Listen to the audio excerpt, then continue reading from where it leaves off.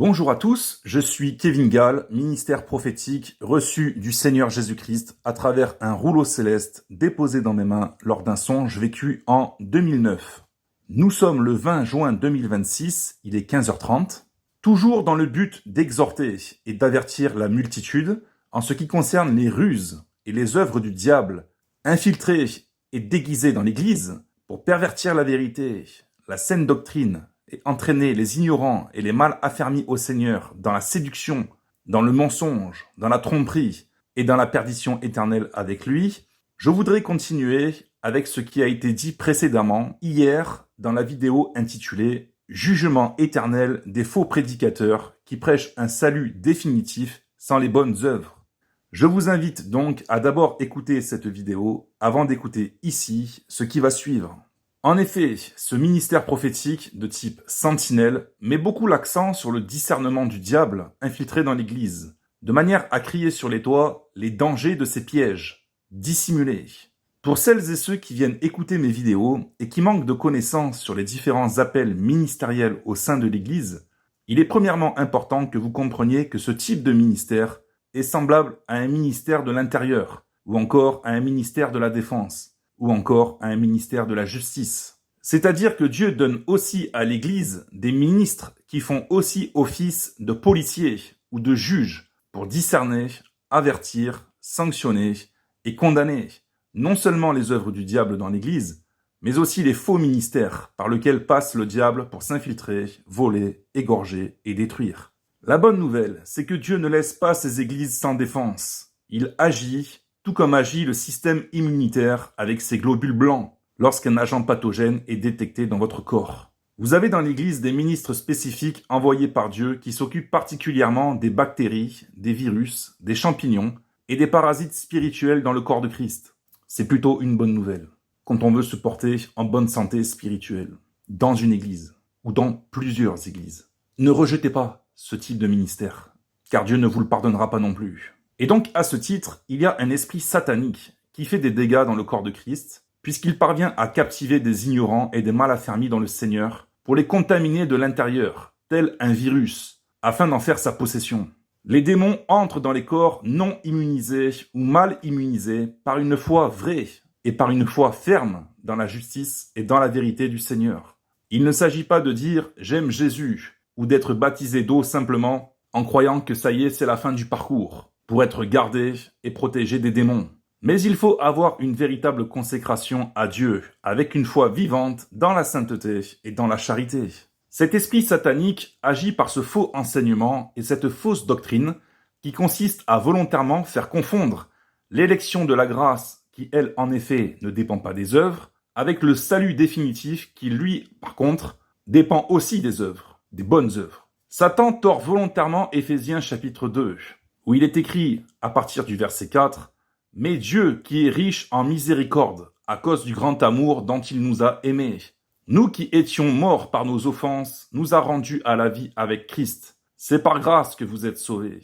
Il nous a ressuscités ensemble et nous a fait asseoir ensemble dans les lieux célestes, en Jésus-Christ, afin de montrer, dans les siècles à venir, l'infinie richesse de sa grandeur par sa bonté envers nous, en Jésus-Christ. Car c'est par la grâce que vous êtes sauvés, par le moyen de la foi, et cela ne vient pas de vous, c'est le don de Dieu.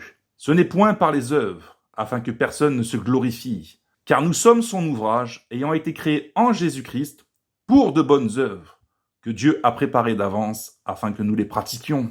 En vérité, l'apôtre Paul explique ici que Dieu est venu nous chercher pour nous révéler Christ et nous communiquer la foi en Christ, afin que nous devenions une nouvelle créature, par la nouvelle naissance opérée par le Saint-Esprit.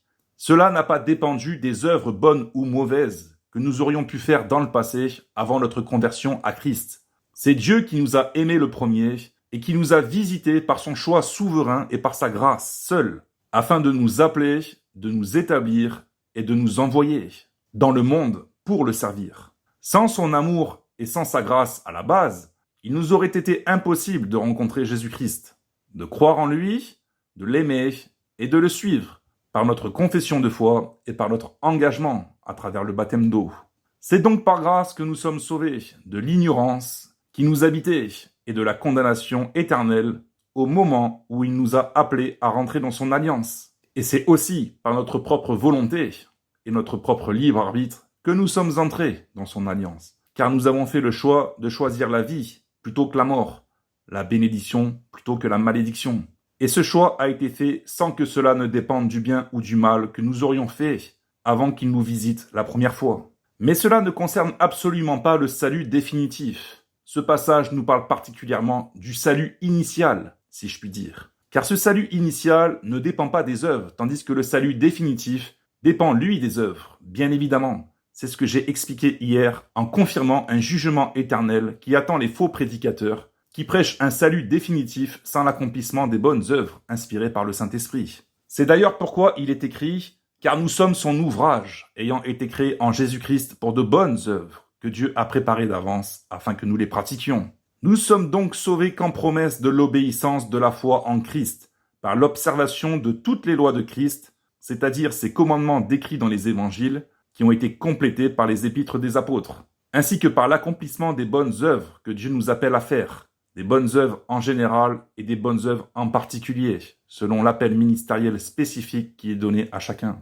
Si tu es appelé comme évangéliste, ne va pas faire les œuvres d'un prophète, tout simplement parce que tu n'as ni l'appel, ni l'onction, ni le cœur, ni les dons reçus pour y parvenir. Et inversement, un prophète ne peut pas faire les œuvres d'un évangéliste. Chacun doit marcher selon son appel, sans rien ajouter et sans rien retrancher, sans se tromper d'appel, sans s'octroyer une fonction que Dieu n'a pas donnée, et sans faire des œuvres que Dieu n'a pas ordonné de faire. Car il y a un jugement aussi contre le désordre, et ceux qui auront créé ce désordre dans l'Église. D'ailleurs, je ferai une prochaine vidéo pour expliquer que Dieu n'envoie pas des prophètes chasser des démons et guérir les malades par imposition des mains. On voit que ça maintenant, des prophètes qui ne savent même pas qu'ils ne sont pas des prophètes, mais qu'ils sont des évangélistes. Il faut qu'ils arrêtent de se faire appeler prophètes et qu'ils acceptent de se faire appeler évangélistes, car c'est ce qu'ils sont devant Dieu.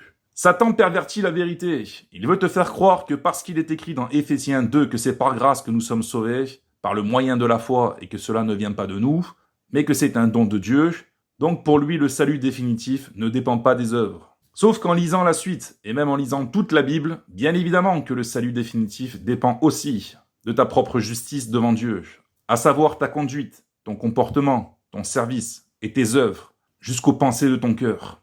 Parce qu'il y a un piège énorme, et beaucoup d'ignorants ou d'insensés tombent dedans jusqu'à descendre dans le séjour des morts, à croire que Éphésiens 2 concerne le salut définitif. Non!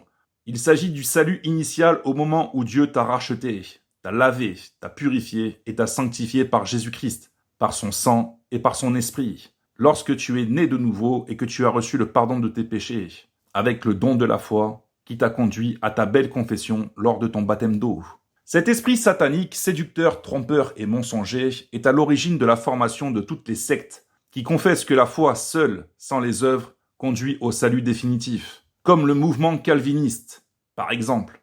Vous avez dans ces sectes des personnes qui croient qu'il suffit de croire en Jésus pour être sauvé, sans parler de repentance, sans parler des exigences de Dieu et de la responsabilité de l'homme à travailler sur son propre salut avec l'assistance du Saint-Esprit pour se sanctifier soi-même, mais aussi en ce qui concerne les exigences de servir Dieu avec un service utile et fidèle au Seigneur et par la pratique des bonnes œuvres. Cet esprit satanique va plus loin, puisqu'il conduit les insensés qui en sont possédés à tordre le sens des textes et à véhiculer cette fausse doctrine qui pousse même au blasphème contre l'esprit de vérité, puisqu'il va jusqu'à condamner la prédication du libre arbitre de l'homme, accordé par le Seigneur, afin de choisir librement entre le bien et le mal, de l'exigence de la repentance et du salut définitif par une obéissance fidèle et persévérante envers Dieu, et je le répète, par la pratique des bonnes œuvres jusqu'à la mort. Autrement, Dieu n'accomplit pas ses promesses de salut et il y a perte de salut. En définitif, les sectes condamnent la possibilité de perdre le salut. Vous cherchez à discuter avec eux pour les éclairer, ils ne comprennent rien à ce qu'ils lisent. Pourtant, avant, ils comprenaient. Mais maintenant, ils ne comprennent plus rien. Même si vous lisez doucement avec eux les textes verset par verset, la plupart d'entre eux ont bien commencé, pourtant. Mais comme Satan les a séduits et qu'ils ont avalé toutes les couleuvres, derrière cette fausse doctrine, ils ont eux-mêmes les yeux reptiliens désormais, pour lire et comprendre les textes à la manière du diable et non à la manière de Dieu. Et pour eux, la colère de Dieu les a atteints. Et pour eux, la malédiction d'Ésaïe a eu son effet. Ésaïe 29, verset 11. Toute la révélation est pour vous comme les mots d'un livre cacheté, que l'on donne à un homme qui sait lire en disant « lis donc cela » et qui répond « je ne le puis car il est cacheté ». Ou encore la malédiction de Jérémie « ils ont des yeux et ne voient point, ils ont des oreilles et n'entendent point ». Je dis que c'est la pire des malédictions divines, car elle touche à l'esprit, à la privation directe de la source divine, à la compréhension limpide de la parole de Dieu, jusqu'au retranchement du royaume de Dieu. Mieux vaut être frappé par Dieu au niveau du corps à cause du péché, mais d'avoir encore de l'huile avec une lampe allumée pour rester éclairé, que d'être frappé d'égarement d'esprit avec un corps en bonne santé, mais en ayant une lampe éteinte, étant privé de la gloire de Dieu et de la vérité, sans même savoir où on va, même avec Christ sur les lèvres. Et la révélation que j'aimerais vous apporter, c'est qu'il n'est pas bon pour l'homme de pécher gravement contre Dieu et contre l'esprit de vérité, après avoir été racheté, éclairé et sauvé. Si cela vous amuse d'aller vers les insensés, enténébrés, que Dieu a éteints, maudits, rejetés et rassemblés dans des sectes réservées pour le feu, pour aller les écouter, pour aller les suivre et pour être enseignés, c'est vous que cela regarde. Mais de grâce, ne soyez pas trop nombreux à vous détourner de Dieu, car le Seigneur est vivant. Je dis, ne soyez pas trop nombreux à vous détourner du Dieu vivant, après avoir connu que le Seigneur est bon. Car le Seigneur est amour à la base. Il ne pense pas sauver les hommes pour ensuite les faire périr. Ce n'est pas dans ses pensées et dans ses intentions premières. La colère n'était pas dans son cœur lorsqu'il a créé l'homme, et elle n'était pas non plus dans son cœur lorsqu'il a racheté l'homme au prix du sang de son Fils. Et cela ne l'amuse absolument pas de retirer son esprit. Mais si Dieu trouve des épines et des ronces, si Dieu trouve des loups dans sa bergerie, si Dieu trouve des serpents articulés autour de ses pieds, ou si Dieu trouve des rapaces malfaisantes qui tournent autour de son poulailler, je vous le déclare au nom du Seigneur Jésus, et sous le regard de toutes ses armées, que l'épée de sa bouche ne vous épargnera pas non plus, que vos yeux retrouveront leurs pupilles fendues, recouvertes d'écailles, que vos trônes infidèles vous seront renversés, que vos vêtements blancs vous seront ôtés, et que vous serez précipités du ciel comme un éclair, comme le serpent que vous avez écouté, et comme le dragon que vous avez embrassé, pour combattre avec lui sur ses ailes contre Dieu et contre la vérité. Que celui qui a des oreilles pour entendre, entende ce que l'Esprit dit aux églises. Soyez bénis, au revoir.